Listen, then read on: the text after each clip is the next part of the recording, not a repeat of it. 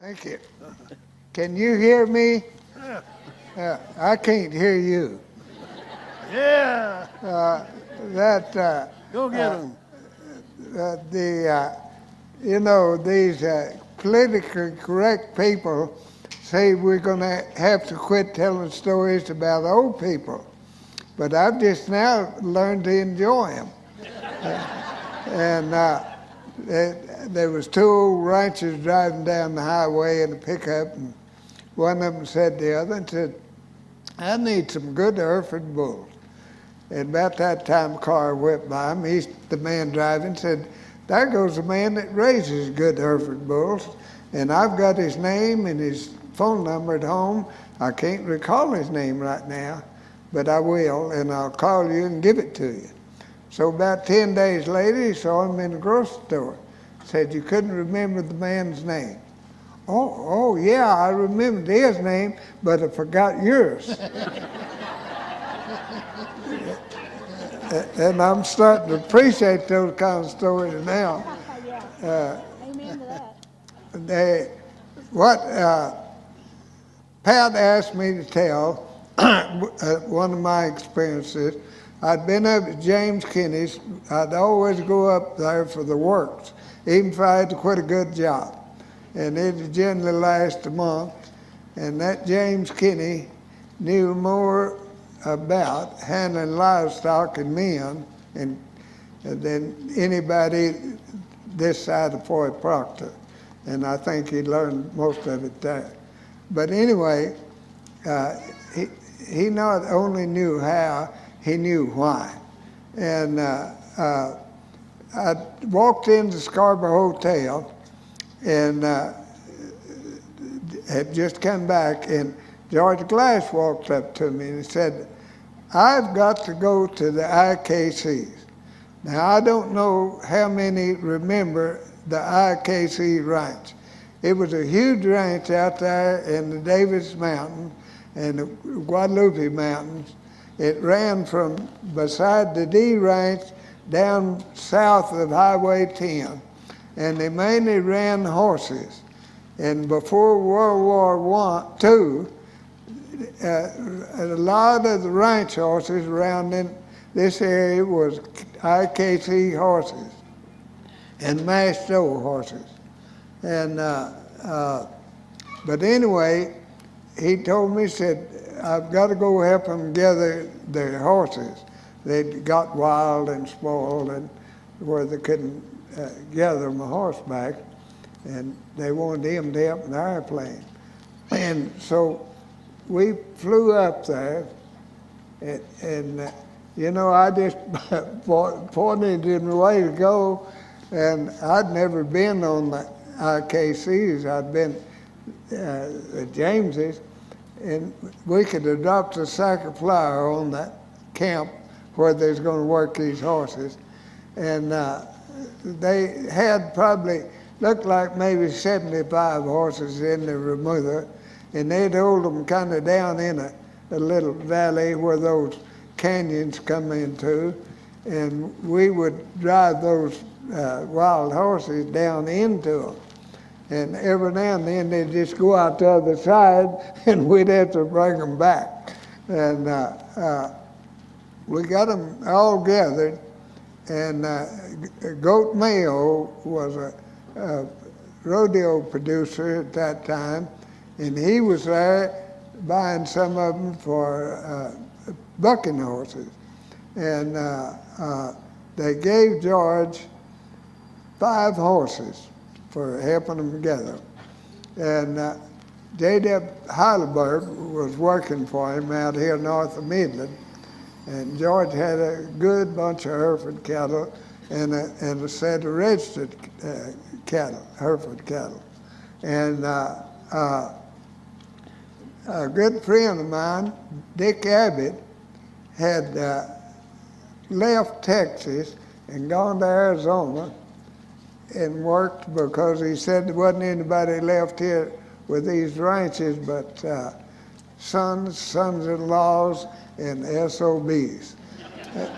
And he stayed out there till he was about 40 years old, and he came back. And I'd worked all around this Midland country with him and out at James's. And he was day working out there, and they were branding calves. And he was, J-Dub was riding the 6-year-old horse that George got from IKC's. And he bucked him off.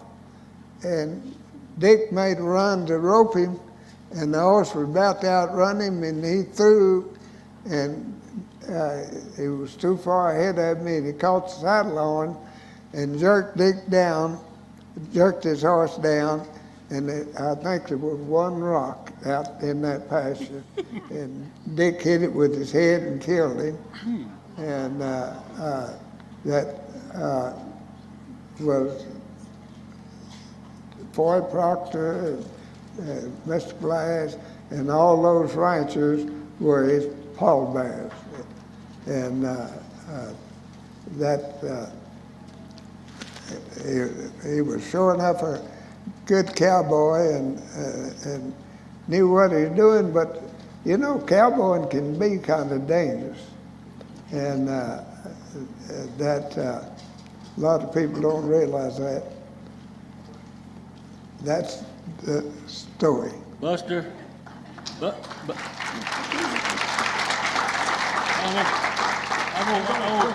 want Buster to tell one story. I always like to hear him tell it. About the time you slapped a spider or something, you all were resting around and holding a bunch of cattle out there, and the bug was on you, reached over and slapped the ground with your reins. Tell him about that. He wasn't always an experienced cowboy, I'll tell you. Well, you know, there's rules around the roundup, and I don't know who wrote them or why, but they always, one of them was never get off your horse around the roundup, and I found out why.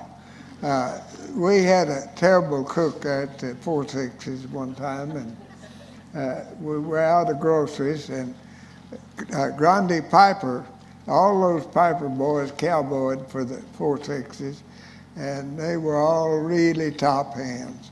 And Grundy had got his feet burned, bottom of his feet, in the Navy during the war. And so he was hoodling for the cook. And he took a wagon, went to Guthrie and got groceries and come back. Well, he got a can of fruit cocktail and some gingerbread mix. And he come slipping off out there with it. He cooked the gingerbread in a Dutch oven, and he signaled to me, and would you believe the name slipped my mind? Well, anyway, a guy we was all about the same age. He was a sheriff's son over there at Roaring Spring. But anyway, we are eating that fruit cocktail and gingerbread mix, and it'd been awful dry. And I had some hackamore reins that were made out of harness leather that were about that thick. And I'm kind of just sitting there, laying there kind of on my elbow, eating that out of that fruit cocktail, and somebody said there's a transfer calling up behind it. Well, and by the way, I was riding a real gentle dun mare, because holding that herd, the reason we was having to hold that herd was John L. Lewis went on a railroad strike. We were supposed to ship those cows to Wyoming, and we were having to graze them. At night, we'd throw them back in the trap. The next day, we'd take them out, and it was probably, they told me, around 3,500 cows. And we'd have to graze them through the day, and waiting for that strike to be over. Well, anyway, when they told me that transfer was crawling up by me, I turned around and hit him with my bridle reins, and they popped. And that little old mare jerked away from me. and whirled and went to bucking and bucked right through those cattle. And you talk about starting a stampede. She got about 100 of those cows on dead run going through that roundup. Well, when the other boys on the other side saw it coming and got ready and got it stopped, but they stopped the mare.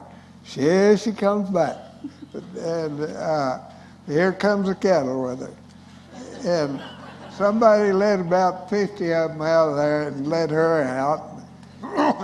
There she goes down that canyon with the only thing I own, a saddle and a brand new Navajo blanket and a hackamore. And I'm standing there, and they catch me a horse called Snubbing Post Brown in an old company saddle, and I take out the way she went. Tracked her 2 or 3 days before I found her. Was your rig torn up when you found her? Was your rig torn up when you found her? No, the funny thing, it was raining a little, and I had a slicker. And so she'd been dragging those hackamore reins, and old Snubbing Post Brown, he'd own a buck every time he could think about it. And so I decided to get on her and lead him back.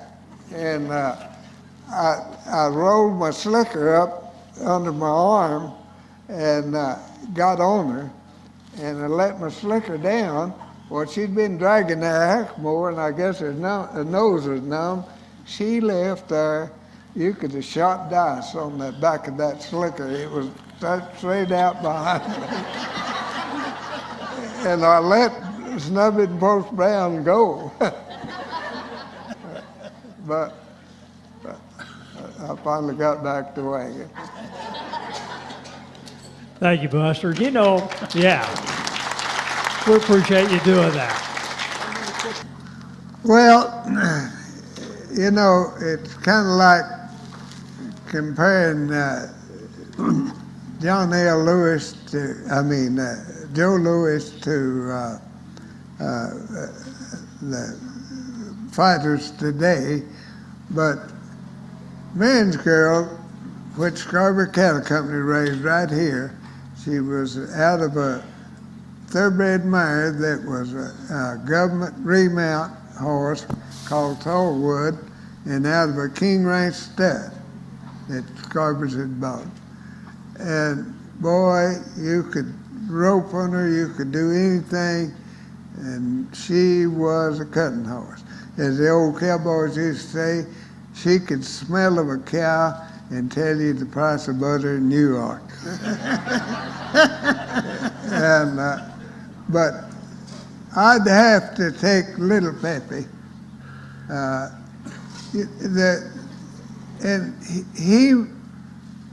Where one place she was better, and I think because we did more outside working, and she would watch cattle over 4 or 5 and maneuver them for you. And little Peppy was good. He'd do what you wanted, but I don't think he was as good in that herd as she was. But he was sure good outside. Tell me about another horse that you rode that was called Ray J. Ray J was sort of an unusual cutting horse in one aspect. He was a King Ranch horse, and he had something matter with an eye, and I'd ride him with a goggle on that eye to keep the dust out of it. But boy, he was a cow horse. I believe he hated for a cow to outdo him worse than any horse I ever rode. They talked about that horse and said he kept his head real low to the ground. Was that because he just had one good eye? He's fixing the buck when his hand is on the ground. He would get anywhere he needed to head that cow. You know, and I won the futurity on colt out of it, Ray J's Pete. And boy, he was a cow horse. And two, he had, Ray J had a little shuffle it wasn't exactly a pace, and it wasn't a foxtrot. But man, he could cover the country, and you could hold a glass of water on him. He was smooth. And it was just kind of a shuffle. And the Ray J. Pete had that too. And boy, he was a cow horse. Buster, you've had the opportunity to ride in probably some of the greatest arenas around the country, but that wasn't always the case, because you told me a story about going up to the Woolsworth, or I forgot their name, Woolsworth, where they had to circle the cars. Tell me about that. At Marion Flint, you know, on Marion's Girl, and we were winning the world in 1956, 56. And we went to Woolridge, Missouri, which Mrs. Flint, her maiden name was Woolridge.